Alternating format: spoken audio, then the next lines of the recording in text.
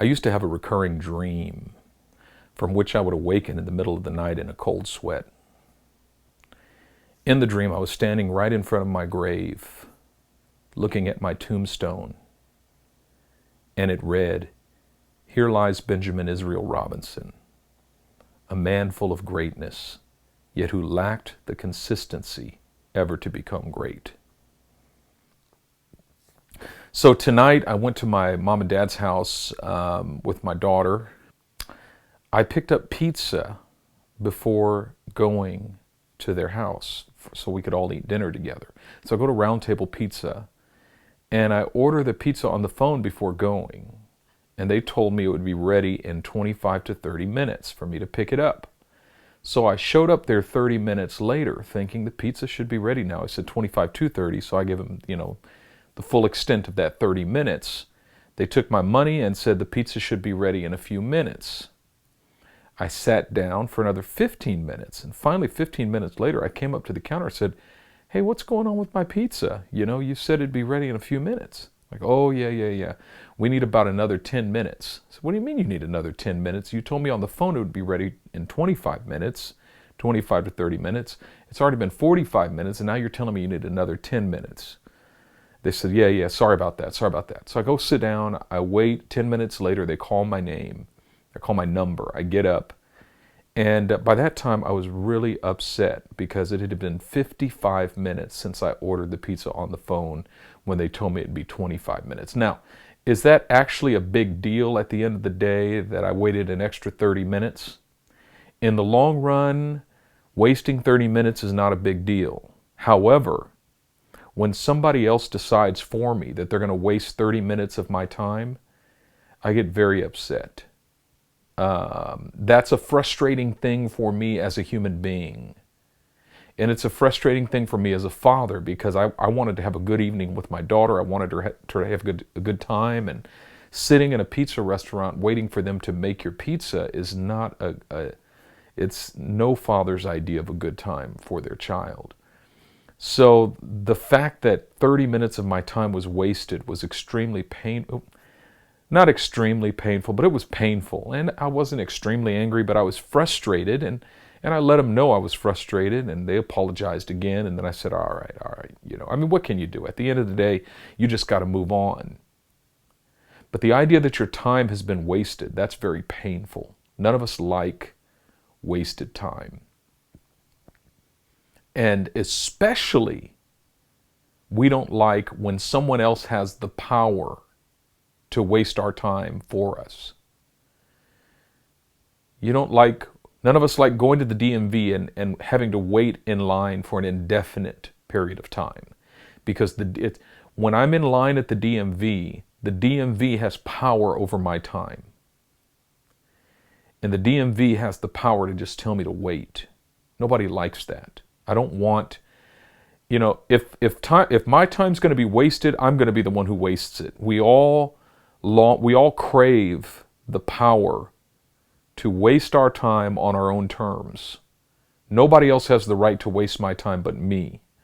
I might waste 3 hours and not feel anything about it, but if you waste 10 minutes of my time, I might be a little frustrated. So, that's just kind of a general human principle. But when it applies to creativity,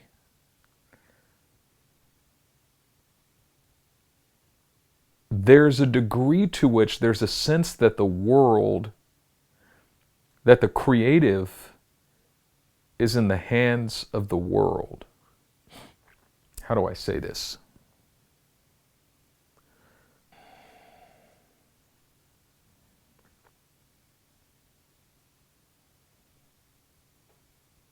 Okay, so if I'm only creating for myself, then I never give it to the world. There's a degree to which you say, you just do what you love, and if nobody else likes it, so what? But if that's the case, then you should just paint paintings, hang them on easels in your house where only you can see them. But the moment you give it to the world, the moment you post a picture of it on Facebook, or hang it in a gallery, or offer it for sale online, the moment you present it to the world, even if you put it on Instagram, You are presenting it to the world in hopes of obtaining some type of validation from the world. That is, you're hoping somebody sees this and thinks it's a good thing. You're hoping somebody sees this and affirms the work that you did, affirms what you put in here. If you write a book, you're not just writing for yourself. That whole idea, to be a creative means that you are acting on behalf of others. Every creative endeavor is not just for the creator, it's for the world. The nature of creativity, the very function of creativity, is the production of something that longs to possess universal value. The very nature of the creative enterprise consists in the desire to present something to the world that is perceived to be of universal value. That is the very fact that you're creating anything. It comes out of an innate human desire, a deep-seated human desire to produce something that will benefit the world. That is, if you paint a painting, there's a desire in your heart. If you give it to the world at all, you give it to the world in the hopes that the world will find it beautiful. Every creative endeavor is for the benefit of the whole world. Now, the maturity part is to learn how not to wrap up your sense of identity and significance in whether or not the world agrees with your assessment of the value of your creative enterprise. But that doesn't change the fact that in your heart of hearts, what you long for, what you desire for, is for the world to see the beauty of what you created and acknowledge it and affirm it, and not just acknowledge it and affirm it so that you can feel good about what you created, but that the world would feel that it is a better place because it has received what you've created. That is, you want it. It's like when you buy your child a new sweater. You don't just, when I buy my daughter a sweater, I don't just want to hear her say, "Thanks, Daddy." When I buy my daughter a sweater, I want to see her wear it and love it and say, "I love this." Not just, "You're a good dad because you bought me a sweater," but my experience of the world is a little bit better when I wear this sweater. That's what I'm after, and that's what all of us are after in the creative enterprise. Everything we create, we don't just want the world to affirm us for having created it.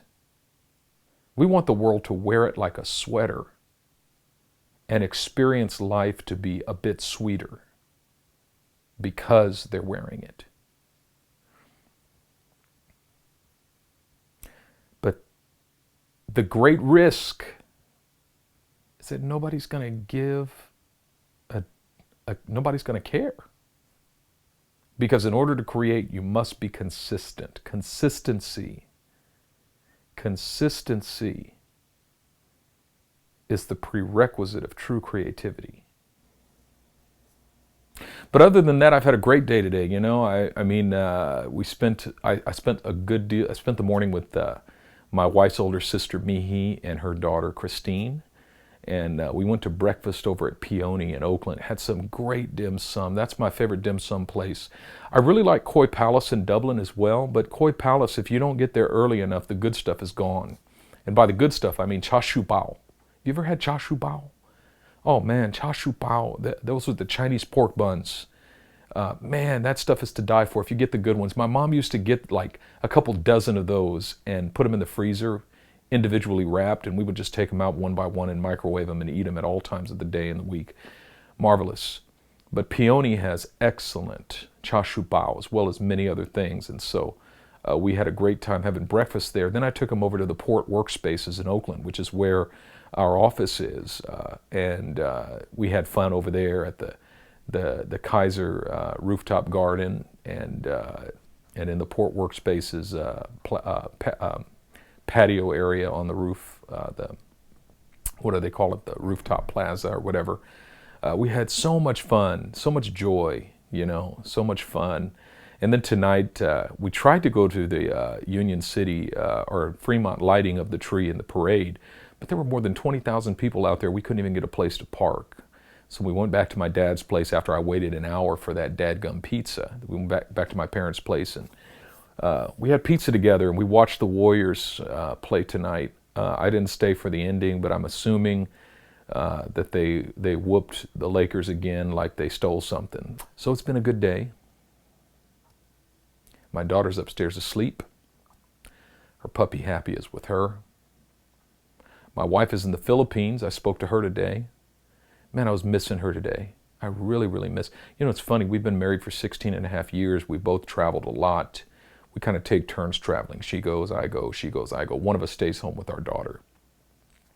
And always the first couple days after she leaves, I feel free for about 24 to 48 hours.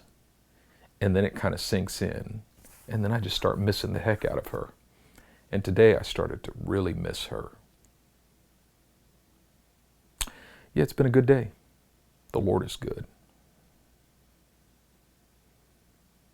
I trust Him. All right, have a good night. Peace.